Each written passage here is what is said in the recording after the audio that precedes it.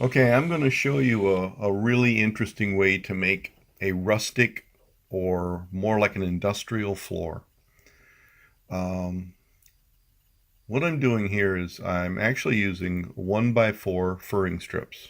They're made out of pine, spruce, Douglas fir. I think there's a mix in there. Anyway, they're 8 foot long, 3.5 inches actual width, and I cut them in random lengths. I'd cut a 3 foot one, and then I'd cut 2 2 foot, and then I'd cut a 1 foot, just like you'd have a hardwood floor. Now, the beauty of this is the floor is inexpensive, but it is truly a unique looking floor.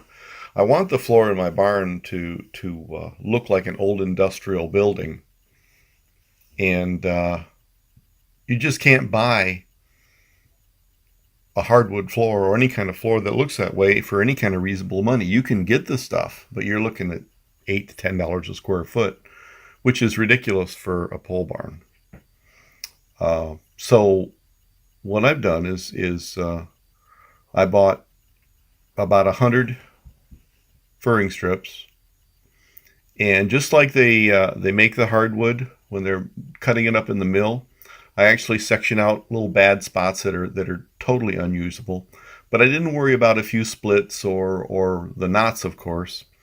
And if you notice, as I'm putting this down, I didn't even worry about the ink printing that was on there. Remember, this is supposed to be an old wooden floor. Now, here's the nailing pattern I'm using. I'm shooting in a nail about once every 8 to 10 inches, and I'm shooting it in at about 30-degree angle, and I'm pushing it towards the other boards on the floor, and then I come and back nail on the other side. But this technique rams it towards the other boards just like you would if you're using a power nailer on tongue and groove.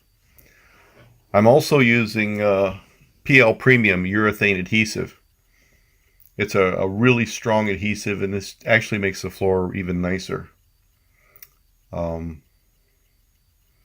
as you can see, I'm trying to pick the right boards to kind of get that random intermixed pattern that you would normally want in a wooden floor like this. Now, some of you are going, oh my goodness, this is ridiculous. But I did this in my old shop about 10 years ago, and the floor is still in great shape. And here's a stack of 5 boards. I would cut 5 into their random lengths, and then I'd come in and lay them down. That gave me a chance to break up the monotony and also give my knees a rest. It's going pretty quick. Now, if I was using a regular tongue and groove with a air nailer, I'd have had this floor done in a couple hours tops. But this is actually taking a little more time. But I think the result will be worth it when you see it. The one thing I also did on this floor is each one of these pieces, I beveled the edge or the end of it where I cut it. Now the furring strips automatically have a little rounded edge from when they're cut and processed. So when you cut them, you don't want that end of the board to have a square cut. So I just take a razor knife and I just shave off a little bit. And there's the final floor, all down. Looking pretty good, I think. Now this is a Minwax pecan colored oil-based stain. I want the floor again to be like an old industrial floor, so I want like yellowed pine. And the pecan gives me that nice color I like. It's a rich golden tone, very earthy, very pleasant to look at. Now, this room right here is 126 square feet. And I'm going to brush the stain and the varnish in. Part of the reason I'm brushing the stain in is I want to make sure I have good coverage. I don't want to see any white wood when I'm done, or when I get down to the varnish and I realize I missed a spot. So this gives me a chance to look over every point of the floor. Also, sometimes the urethane adhesive will kind of ooze up around the edge of the board if I get a little too much on. So I have a razor knife handy if I need to trim that back before I put the stain on. And while I looked the floor over, I didn't see anything. But of course, once you're doing this, you're looking at every spot on the board and every place on the floor that you touch. You get a good visual to see if you've done a good job in applying these boards. Plus, it's also kind of like a Zen-like thing because you're just taking your time. There's no hurry. Uh, Rubbing in the stain. I'm not worried about wiping it off later. I'm just brushing it in thoroughly, making sure there's no wet spots other than the dampness of the wood from the stain, and just working it into all the edges and the grooves and make sure I didn't miss anything. It's a bit of a tedious process, but after you spend all day putting down the floor, it's kind of a pleasant thing to just sit and take a nice easy job. You can see the color is starting to look pretty nice. Now this will set for 2 days. I'm going to let it set for 2 days before I put the polyurethane on it. And I'll put 2 coats of poly. One point, the nails I used are 18 gauge brads. They're 1.75 inches long. And I don't know how many I used. Now each one of these boards, if you've got a clean cut, the 8-foot long gives you 2.3 square feet per board. And so that way you can calculate what you need. I just got them at the big box store. There's 2 days later. I'm ready to put the poly down. You can see the floor's nice and dull and there's no wet spots. I got home from work and I thought, well, I'll get a coat of varnish on here. Now I'm using Midwax gloss. It's floor varnish. And I'm just repeating the process. This first coat is going to be hand brushed. Now once I've got the first coat on, I'm going to let it set a day or two depending on how fast it dries.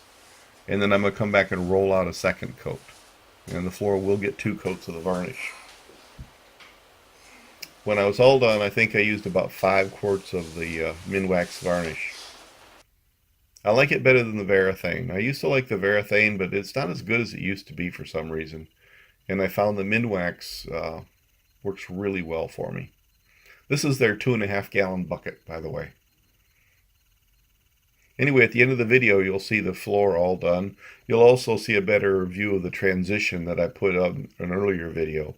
I'll put a link at the end where you can go back and look at how I did that.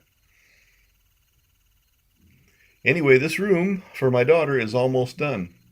This is actually going to be kind of a birthday present. While she was helping me initially, she's no longer allowed out in my barn until I do a big reveal when I turn this over to her in a few weeks for her birthday. She'll be 14 and she's earned it. She gets good grades and she truly is a pretty good artist. The trick here is just to take your time and not worry about the fact you got 126 square feet to coat with a brush. Now I'm putting the varnish on really thick. I'm not trying to work it in. I'm making sure I get everything covered, especially the grooves between the wood. Any cracks in the wood, I'm making sure I get plenty of varnish in them. But while it looks like I'm rubbing it in really hard, I'm not. I'm putting it on nice and thick. I want it to flow naturally into the wood and give me a smoother finish. I didn't sand any of this wood. Now, usually these boards have one side that's better than the other, so I automatically use the best side. But these boards also tend to cup, so I make sure the cup is up on these things. Okay, this is the next day, and it's dry, but it's not quite hard enough for me to walk on. So I'm going to wait 2 days, and then I'm going to put a second coat of poly on there. And like I said, I'll roll it on there. You can see the transition. And here in a minute, you'll see the final result. It turned out real pretty. And this weekend, I'm going to get the wainscoting on there and get the windows trimmed. And there you go. There you see it. This is the next morning, maybe 10 o'clock, I guess it was. But you can see how rich and golden that floor looks. Now, it's a little darker in there for sure, but you can see how beautiful that looks. And it's every bit as beautiful when you walk on Are you it. videotaping It just still? looks Good? gorgeous. No, don't put your fingers in front of it. Thanks for watching, guys. Stay tuned for the All right, next hit stop. update. All right, hit stop.